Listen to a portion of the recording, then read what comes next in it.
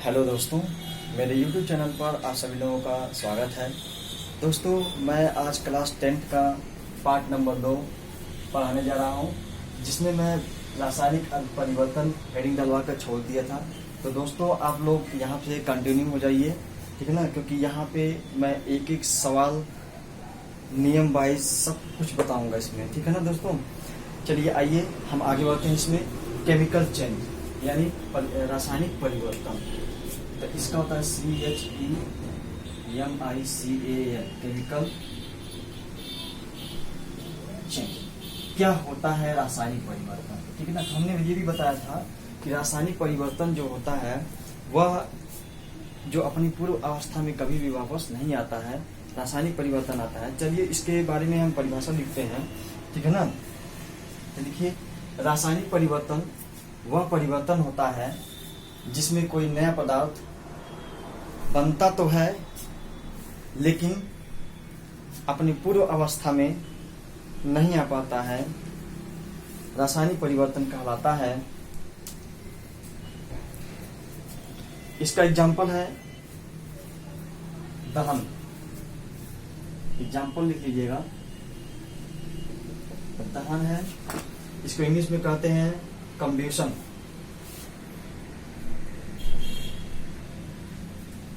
COMBUSTION, दहन। जंग लगना,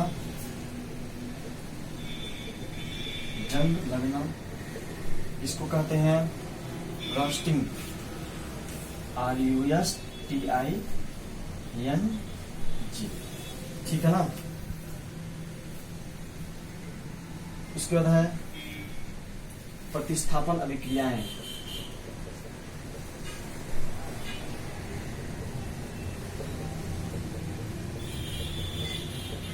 इसका एग्जाम्पल है सब्स्टिट्यूशन रिएक्शन, SUBSTITUTION,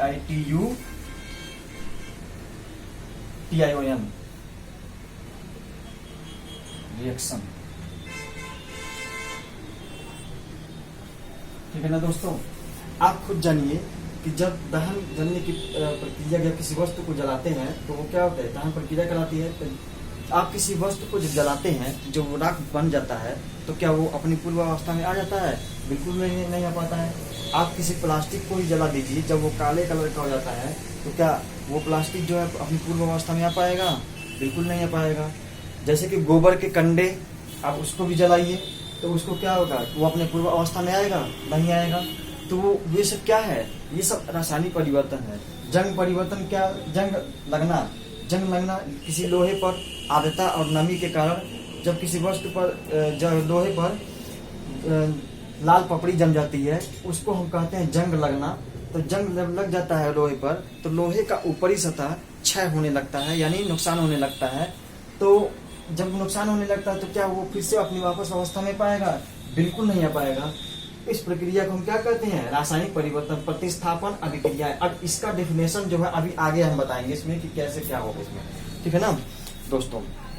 चलिए इसमें देखिए, अब लिखिए, आप लोग हेडिंग डालिए, रासायनिक परिवर्तन के गुण। रासायनिक परिवर्तन के गुण, परिवर्तन के गुण, ठीक है ना। इसमें तो नहीं दिया है, लेकिन चलिए लिखिए, क्वालिटी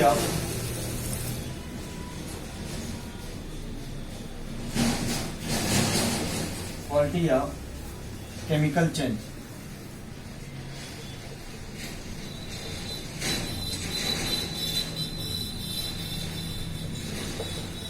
अब आप लोग इसको नंबर वाइज लिखते जाइएगा, ठीक है ना। लिखिए, इसके निम्न परिवर्तन है। इसमें पहला नंबर लिखिए, लिखिए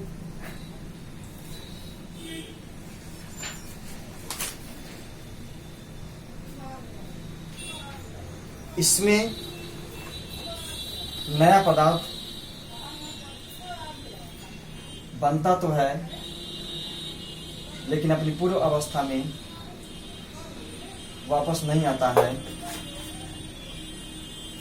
दूसरा नंबर लिखिए, यह एक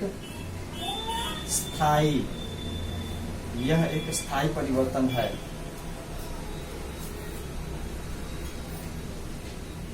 दूसरा नंबर लिखिए। तीसरा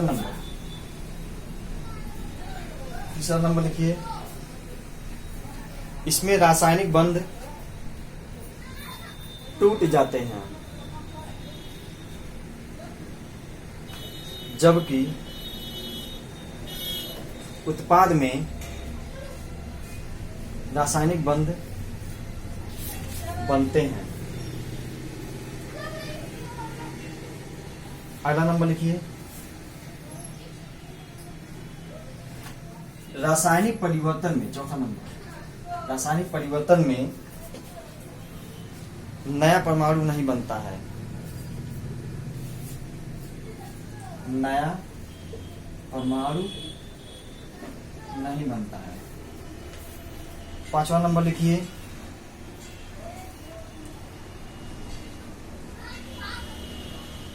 इसके द्रव्य के संगठन में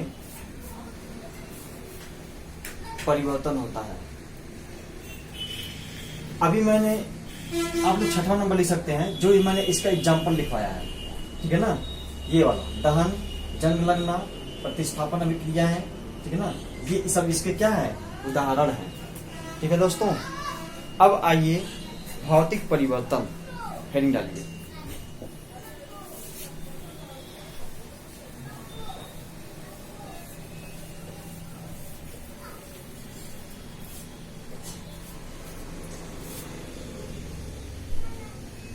भौतिक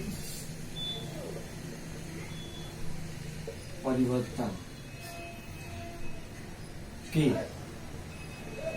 गुण, quality of physical change, PHYSICAL, physical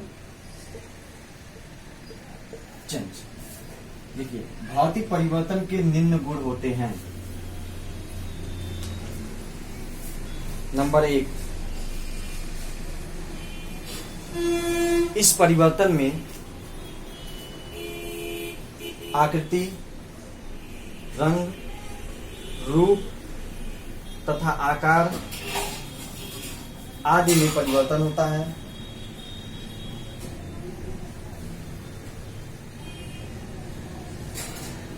number 2, यह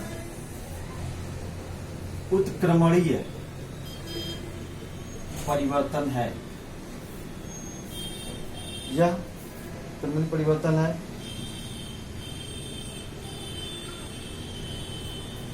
अगला नंबर, इसमें, तीसरा नंबर, इसमें अणु तथा परमाणु दोनों संरक्षित होते हैं।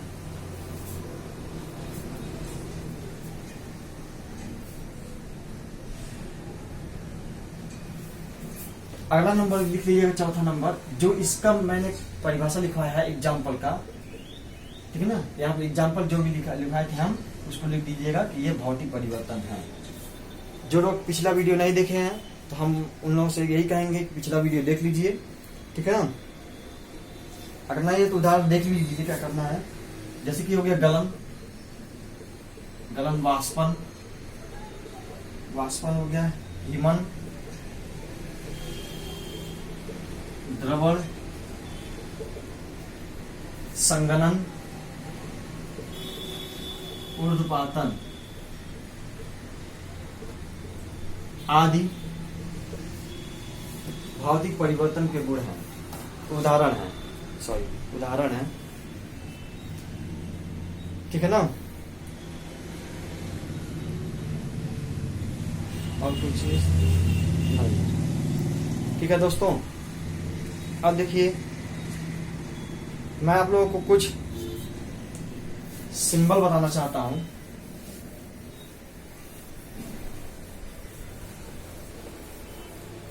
उस सिंबल को आप लोग नोट कर लीजिएगा।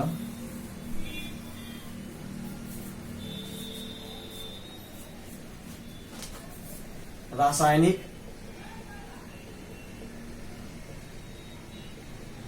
अभिक्रिया के चिन्ह, ठीक है ना। अब देखिए रासायनिक अभिक्रियाओं के जो चिन्ह हैं, पहला चिन्ह है ये आपका, इसका मतलब होता है ताप, यानी गर्म करना, ठीक है ना।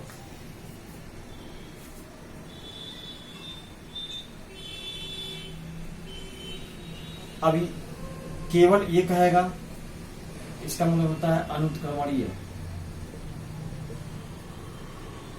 अनुत्क्रमणीय। अब देखिए यहां ये सिंबल दर्शाएगा उत्क्रमणीय। अब आप लोग देखते हैं कि जब कभी गैस बनाते हैं, क्या होते हैं, रिएक्शन कभी कभी ऊपर की तरफ चिन्ह रहता है, इसका मतलब क्या होता है? इसका मतलब ये होता है इसमें गैसीय उत्पाद होता है, मतलब कि जो गैस प्राप्त होते हैं उड़ जाते हैं, ठीक है ना। इसमें ये जो डाउन वाला सिंबल होता है, इसका मतलब होता है इसमें अवक्षेप, मतलब जो अवक्षेप प्राप्त हो रहा है, ठीक है ना, जो अवक्षेप प्राप्त हो रहा है। अब हमने आपको बताया था कि इसमें इस अभिक्रिया में अनुत्क्रमणीय से अभिकारक से उत्पाद में भी परिवर्तित किया जा सकता है और उत्पाद से अभिकारक में भी परिवर्तित किया जाता है। इसका मतलब ये होता है गैसीय उत्पाद, यानी जो गैस प्राप्त हो रहा है, और इसमें जो अवक्षेप प्राप्त होता है, इसका मतलब ये होता है, इसका मतलब क्या होता है? ताप, यानी गर्म करना, ठीक है दोस्तों। अब इसके आगे जो अगला हेडिंग है, आप लोग हेडिंग डाल लीजिएगा,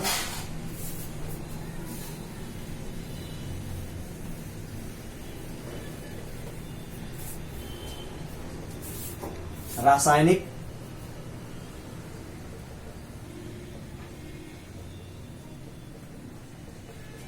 अभिक्रियाएं।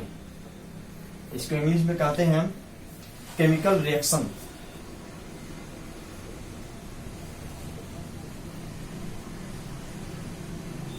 CHEMICAL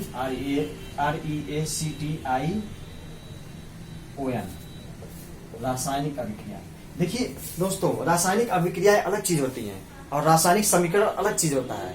तो रासायनिक अभिक्रियाएं वे अभिक्रियाएं होती हैं जिसमें एक या एक से अधिक तत्वों या यौगिकों को मिलाकर परस्पर नए पदार्थ का निर्माण होता है, उसको हम कहते हैं रासायनिक अभिक्रिया। लेकिन समीकरण किसको कहते हैं? समीकरण उसको कहते हैं जिसमें अभिकारक और उत्पाद के परमाणुओं या अणुओं की संख्या या यौगिकों की संख्या बराबर होती है, उसको हम रासायनिक समीकरण कहते हैं, जिसको सूत्र के रूप में दर्शाया जा सकता है। तो इन दोनों का परिभाषा मैं अगले पार्ट में दूंगा दोस्तों। तो फिलहाल आज के लिए इतना ही। जय हिंद, जय भारत।